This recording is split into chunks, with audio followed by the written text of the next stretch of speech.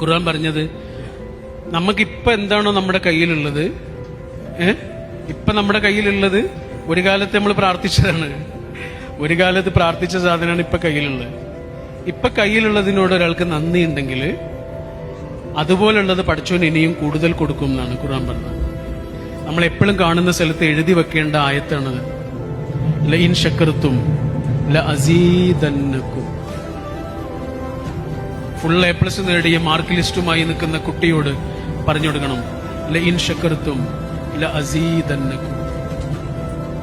ബിസിനസ്സിൽ വമ്പൻ വിജയങ്ങളുമായി നമുക്ക് ചെലവ് തരാനിരിക്കുന്ന നമ്മുടെ സുഹൃത്തിന്റെ ചെവിയിൽ പറഞ്ഞു കൊടുക്കണം, ലഇൻ ശക്കർതും ലഅസീദന്നകും.